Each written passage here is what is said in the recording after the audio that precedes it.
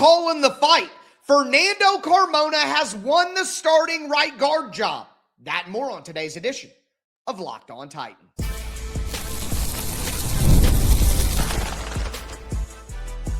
You are Locked On Titans, your daily Tennessee Titans podcast, part of the Locked On Podcast Network, your team every day.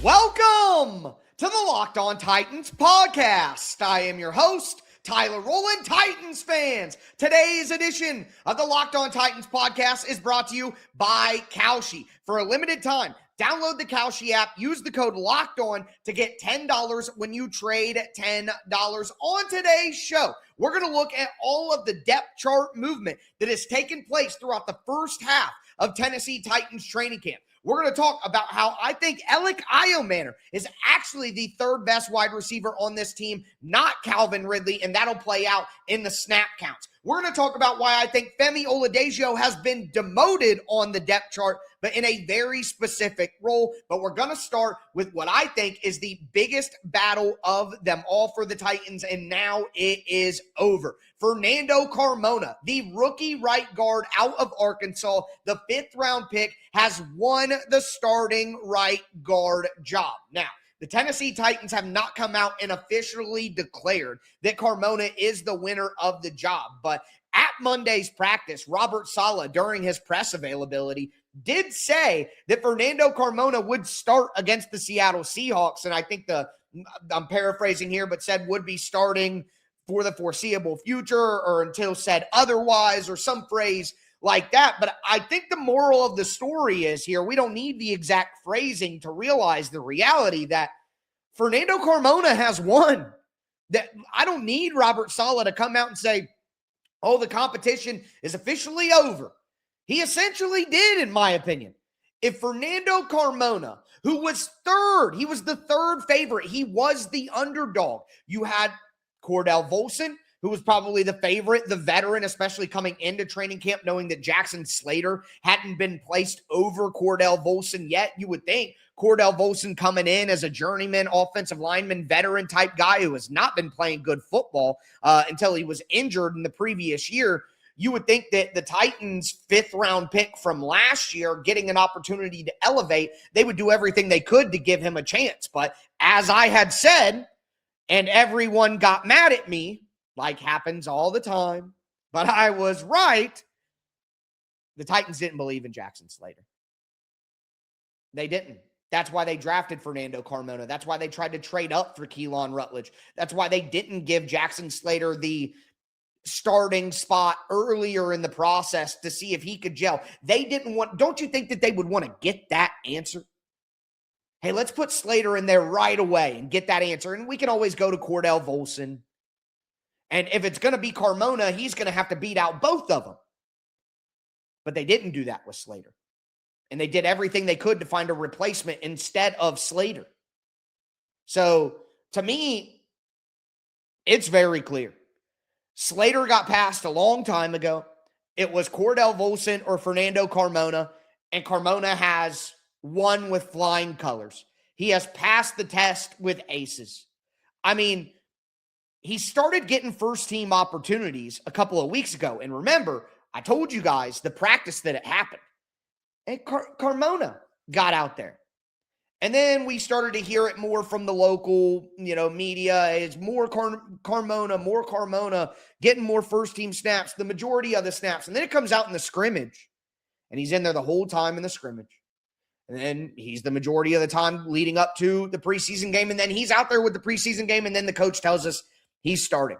Like, he has passed everyone. He has beaten Slater out as the young guy that they want to develop. He beats out the veteran guy. And I told you, I do not think that the Tennessee Titans want to have a young offensive line in front of Cam Ward. They don't want to have a bunch of rookies.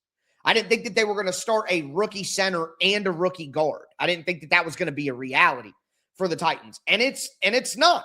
They went with Austin Schlottman. But the fact that they were willing to give this to Fernando Carmona, the fact that they even let him get the opportunities when you have a guy like Slater in year 2 and Volson as a veteran, it just shows how earned this was. They didn't just, hey, it's our rookie, let's get him in there. That's not what happened here. He literally earned this. And the way that he played against San Francisco, if he's been playing like that, now apparently he didn't have a great practice on Monday. And we heard about Jeffrey Simmons going nuts and the defense having a better day. And he even said, I guess, after practice that he didn't have a good practice. He admitted it.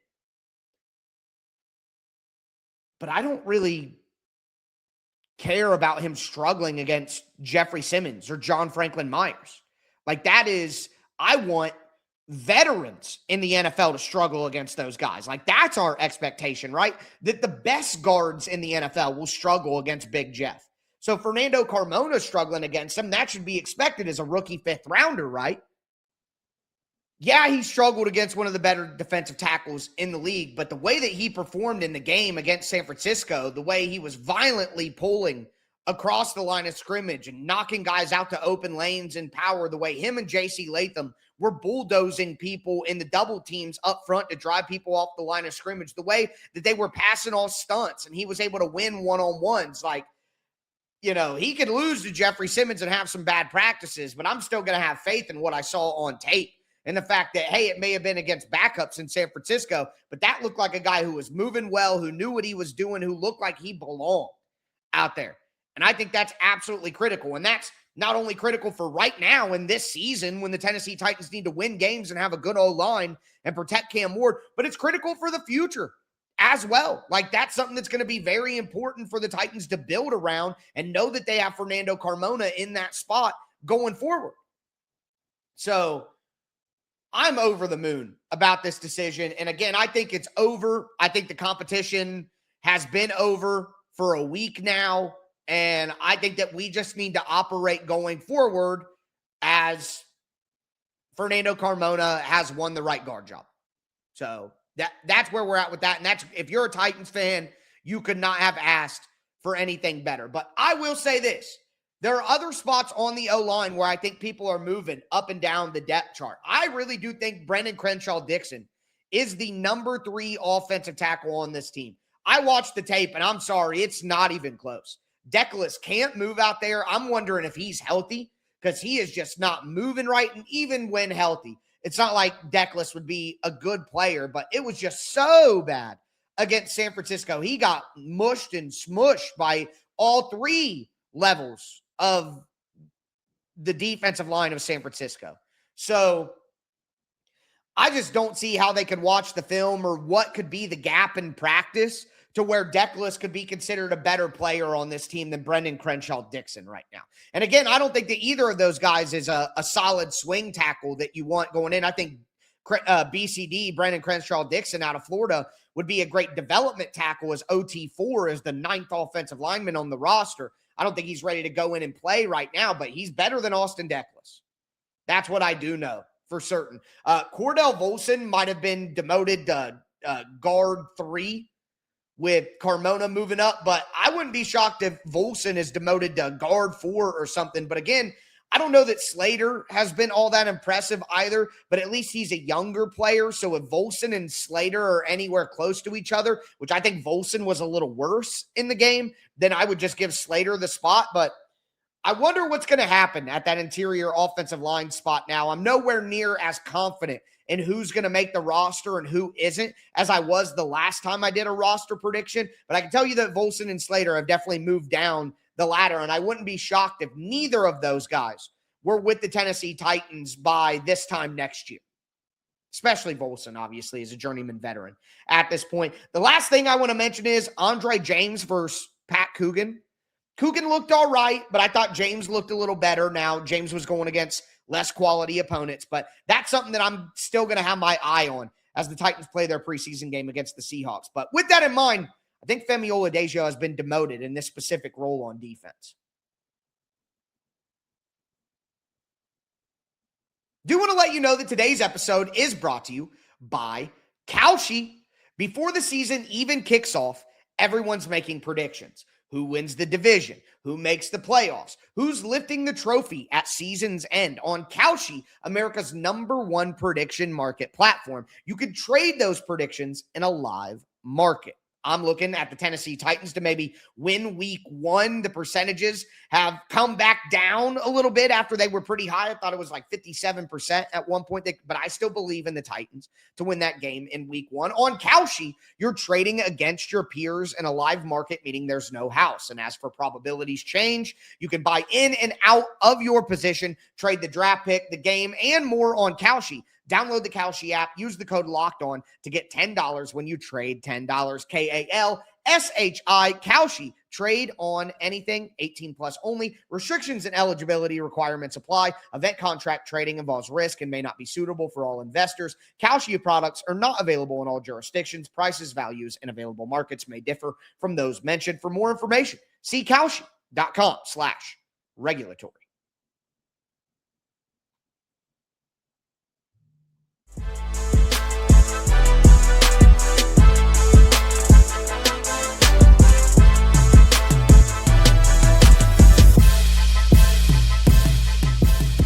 Titans fans, let's continue today's edition of the Locked On Titans podcast. Again, we're looking at depth chart movement for the Titans over the first couple of weeks of training camp. Fernando Carmona has won the right guard spot, but there are some other things that I got my eye on the offensive line as well. But now I want to talk about defense because I think Femi Oladejo is making progress. But I think the reality here is he has been demoted in a very specific role.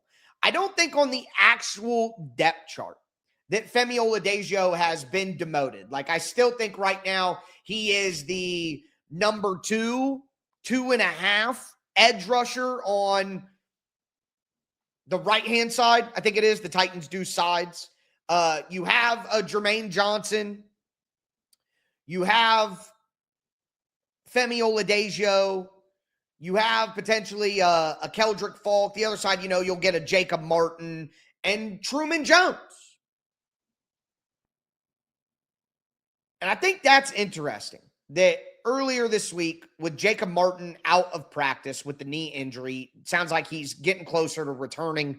They don't think it's long-term or serious, but Truman Jones was in there over Femi Oladejo. And there's a conversation of Femi doesn't necessarily play on the same side as Jacob Martin, so would he be his direct backup? I get that, but we're talking about just rushing the passer here. It's not like right tackle to left tackle. You're just lining up and rushing the passer. So the fact that a guy like Truman Jones, whether right side, left side, again, that does not matter to me and my point. The fact that a guy like Truman Jones would get opportunities to rush the passer with the first string offense over a guy like Femi Oladejo tells me that maybe not defensive end as a position, but pass rusher. And again, sometimes I use Madden to make a point because people have played Madden, so people understand it. Recently, in the last couple of years of games, Madden has added a lot more on the depth chart, right? It's not just the standard positions. They have slot corner and slot wide receiver and sub-package linebacker and gadget player on offense and, stuff like that. Well, part of that is they have rush edge and rush edge right and rush edge left. So it's like my edge rushers, my defensive ends that are the starters may not necessarily be my starting pass rushers. So in the sense of the pass rushing depth chart, I think that Femi Oladejo has been demoted under a guy like Truman Jones. I think a guy who I have been meaning to mention that I think looked kind of good out there was Jalen Holmes.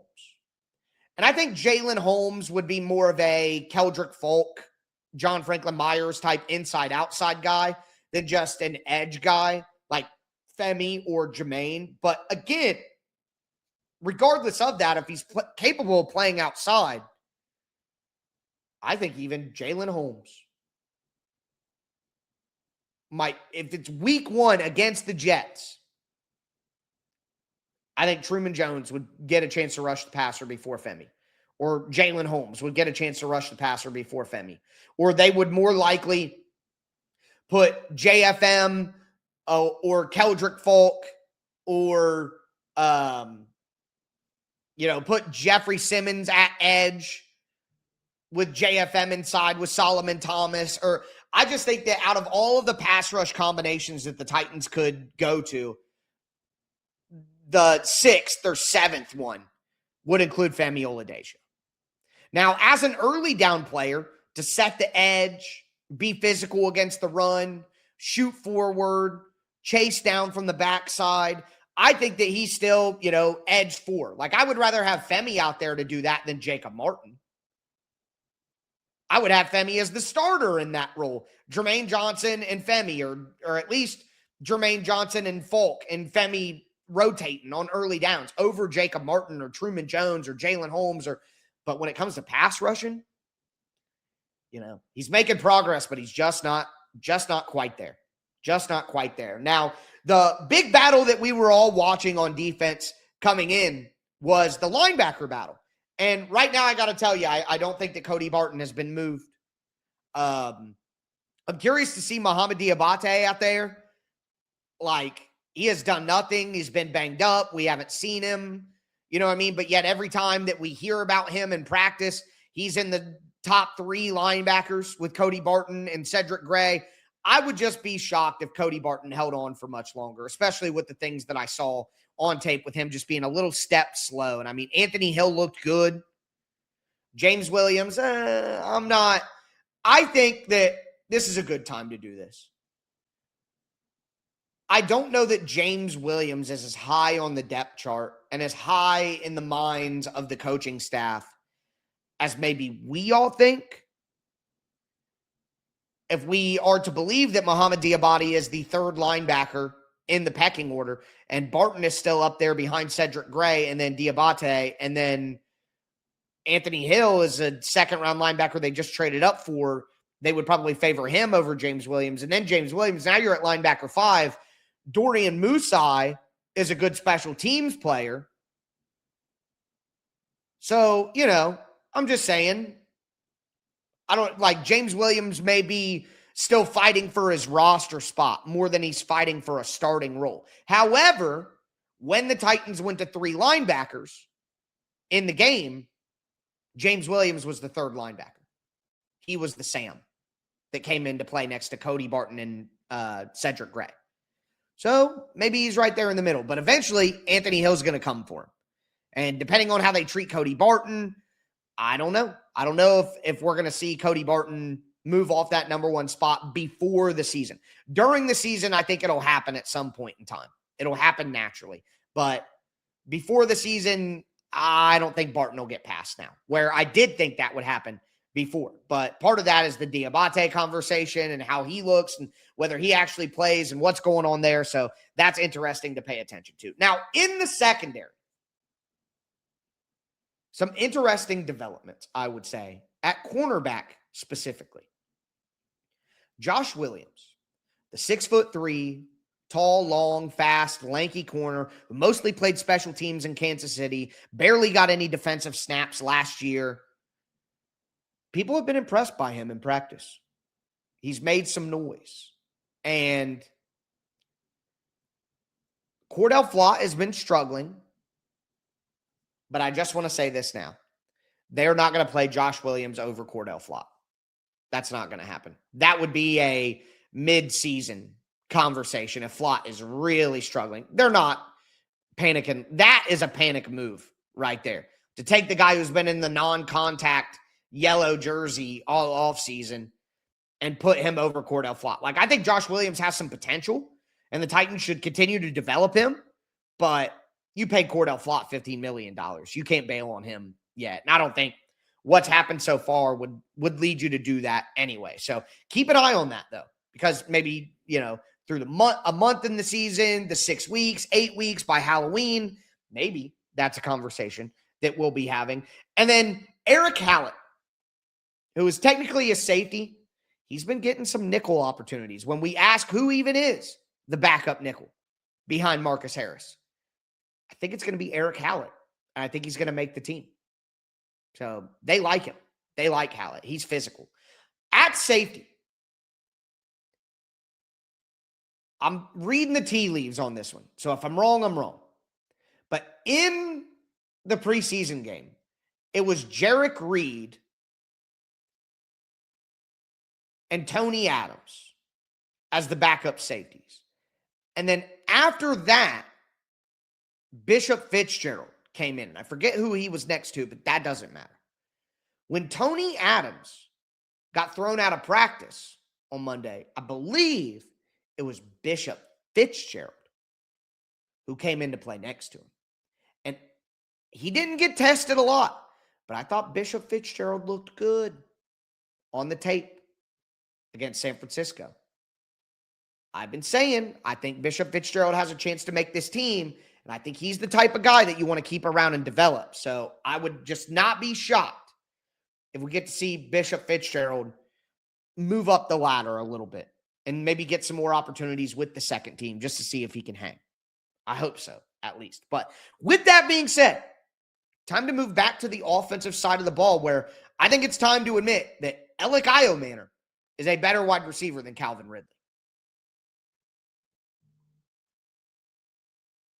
Do want to let you know that today's episode is brought to you by Game Time. There are more live events than ever worth seeing right now. You have games, concerts, comedy shows, festivals. The hard part usually isn't deciding what you want to attend. It's actually getting the tickets. Between long wait times, confusing checkout processes, surprise fees, buying tickets can sometimes feel harder than it should. That's why so many fans are turning to Game Time, the app built to make buying tickets simple with upfront pricing, seat views before you buy, and exclusive savings opportunities to help you get to events you want without the usual hassle. I buy all of my tickets on Game Time. NFL, NBA, WNBA, MLB, concerts, comedy. I've literally got it all off Game Time. They have the best features in the industry, and that's why you need to take the guesswork out of buying tickets to every type of event with Game Time. Download the Game Time app, create an account, use the code LOCKEDON for $20 off your first purchase. Terms apply. Again, create an account, redeem the code LOCKEDON for $20 off. Download the Game Time app today.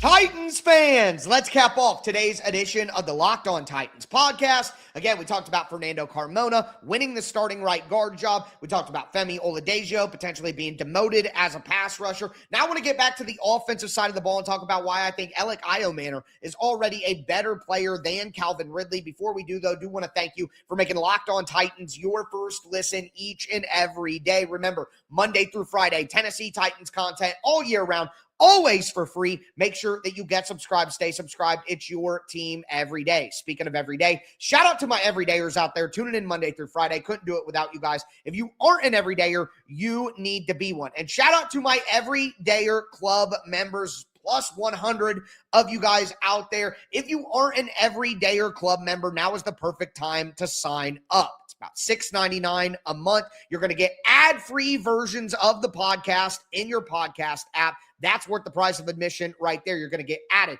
to a Locked On Titans Discord where you can chop it up with me and other Locked On Titans everydayers. We literally talk all day long in there during practice, during the games, everything. And you're also going to get exclusive access to early film breakdowns, early episodes where I release it to you earlier than it releases to the public. We're going to have live film breakdown sessions where we're all in a Zoom chat together, looking at Titans film, going over plays. I have so much content planned for the Everydayer Club. Make sure that you guys sign up right now and then. Having no commercials in the show is worth the price of admission right then and there. But with that being said, again, I think that Elic Ayomanor, oh, and sign up down below. There's a link in the description. Sorry, I probably need to say that. But Elic Ayomanor is a better player right now for the Titans than Calvin Ridley. Now, I don't think that Calvin Ridley should be demoted as a starter. Calvin Ridley is a veteran. He's got experience with Brian Dable. He can still help the team. And I think if the Titans potentially want to trade Calvin Ridley at some point during the season to a wide receiver needy team, I think that could make sense. And they have a player like Elic Ayomanor who's still good, who you can put him up in that starting role. But I don't think the Titans need to press that button. I think the Titans need to keep their wide receiver depth as long as they can. And if Elic Ayomanor really emerges during the season and you simply can't take him off the field, then you could think about trading Calvin Ridley, or at the trade deadline, if the season isn't going quite the way the Titans want, maybe that could be a possibility for the Titans as well. Again, I'm not calling for them to do that anytime soon. I want to hold the wide receiver depth, but I think Elic Ayomanor's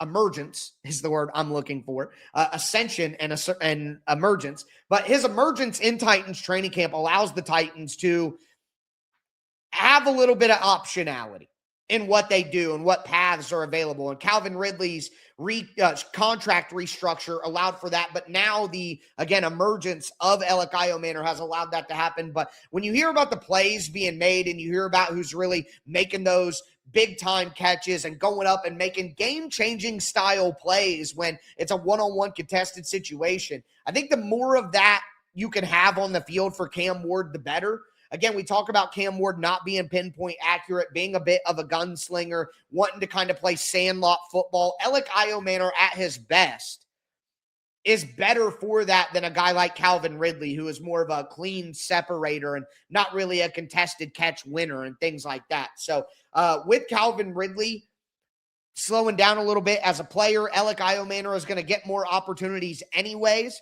It's going to be mostly Elic and Tate, or Tate and Ridley. We know that Wandale is the slot guy, but I think that Elic Ayomanor essentially should get more opportunities and more snaps in a game than Calvin Ridley right now. That's my point. And whether they show that on the depth chart or not, I think we're going to see that in the snap counts when the games actually start.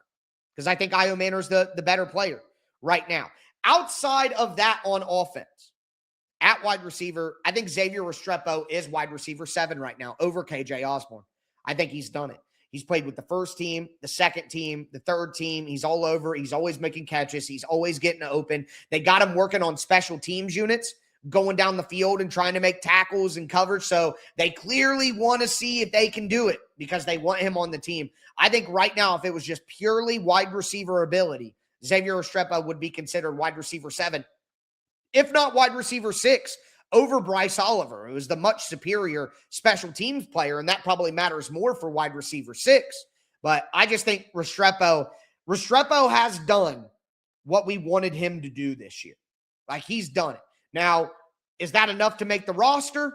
That remains to be seen with all the stuff over top of him, but the Titans might not be able to let him go because he's going to get picked up if they cut him. He's going to get picked up by somebody. I think David Martin Robinson is over Kylan Granson at tight end, which is cool to me. I like DMR more than Granson. Granson is just there. You know what I mean? Sorry if you're watching Mama Granson, but that's just how I feel. Yeah. David Martin Robinson is a cool player, and I thought that he was lower on the depth chart, but I think with Jaron Kanik going out for the season, DMR has the ability to do some of that fullback stuff and be used in that way, so I think that gives him an advantage. Granson does too, but I think DMR, younger, more physical player. Let's see him out there. Nick Singleton. They can have him at 6th on the depth chart all they want. Nick Singleton is RB3. You do not give RB6 rest days at training camp. Sorry. Nick Singleton is RB3 for the foreseeable future. And again, I think we might consider him RB1 by the end of the year. And we talked about it yesterday, so I don't want to linger here, but Will Levis, you are now QB2. I don't think Mitch Trubisky's injury is serious. I don't think the bicep thing is a huge deal, but for the time being, Will Levis, you are QB2. So here's your shot. Let's see what you do with it. But with that being said, again, the Titans have practice tomorrow as they prepare for the Seattle Seahawks on Friday. I'm going to be here. Well, I say tomorrow. You might be listening to this on Wednesday morning, so they have practice today. But I'm going to be here to break everything down after that practice. Thursday, we're going to look forward to the Seattle Seahawks joint practice. And then Friday, it's going to be a crazy day. High school football kicking back up, but the Titans have a joint practice against the Seahawks, and I'm going to be here to break that down with you guys as well. But that's going to do it for me today, folks. As always, I am your host, Tyler Rowland, and this was Locked On Titans.